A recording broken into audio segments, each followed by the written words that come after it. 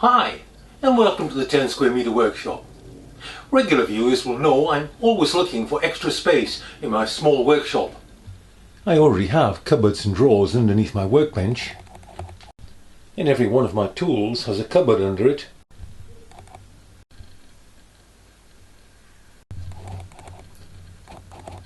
With drawers at the end, and of course there's wall cupboards above my lathe, more above my workbench, and more on the wall. Where else to go? Well, there's always the roof. That's my electronics play that swings down. See one of my other videos for that. I recently added some trays in the roof space. Slide off the shelf. The shelf isn't flat. As you can see, the trays have a slight backward slope to them. This means they both hold a bit more and they can't slide off the shelf. But this is playing at the edges. I need some serious storage. I quite like the Wilco storage tubs. They come in a range of convenient sizes and they're quite well made, with firm fitting lids. Even the smallest is a useful size, holds a decent amount of stuff, but not too big that you can't find things. And of course that keeps the weight down. And if I'm going to store things over my head, the good overlap on the top gives a firm place to mount them. I will be making the frame from 25 by 50 mm timber. This is scrap left over from a roof repair. First I cut out all the parts. The frame will be held together with dowels and through screws, and glue of course. Given the load profile, no fancy joints are required. Which gluing and screwing later and the frame is made. And the boxes fit. Yep. Good snug fit. The hinges for the frame consist of Baltic ply and 60 mm steel rod. These are screwed firmly to the main structure. And now for the fun part, the lowering mechanism. I had this motor left over from a previous project, so of course I'll be motorising it. The winding shaft are made from some 22 mm steel tube. Bearings are fitted to each end and a sprocket. These bearings fit into wooden blocks which will hang from the rafters. These are secured in place with a ply cover plate.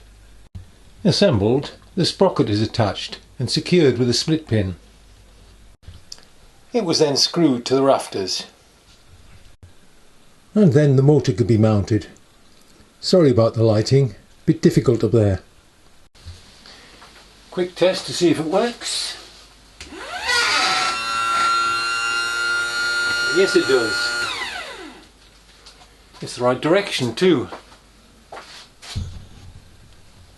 Before I start playing with the electrics, a test to make sure it all works.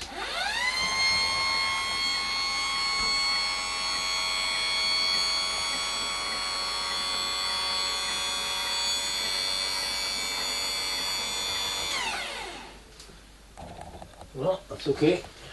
Reverse polarity.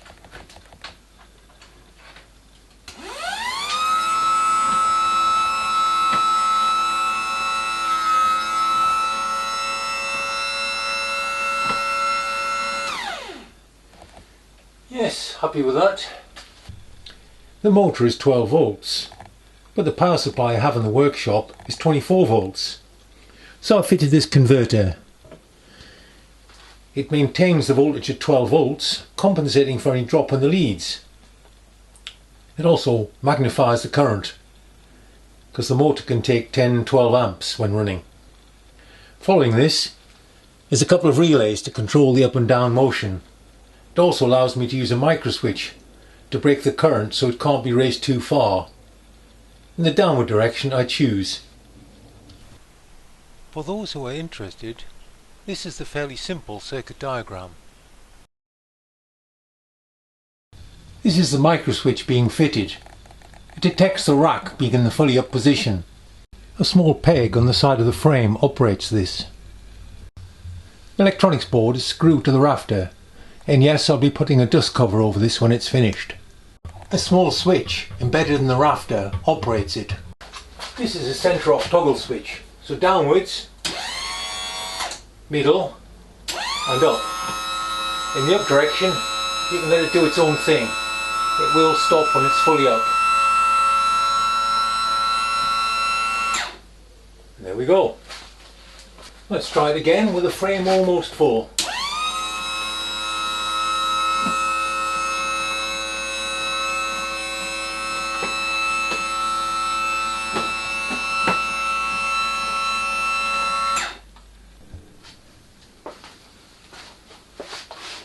As you can see, there's no loss of headroom with this. This project has given me significantly more storage and taken up no usable space. And yes, you could say it was unnecessarily complicated, it didn't need to be powered, but hey, that's what hobbies are all about, doing what you want to do, rather than what other people specify. That's all for this time. Hope to see you next time. Bye for now.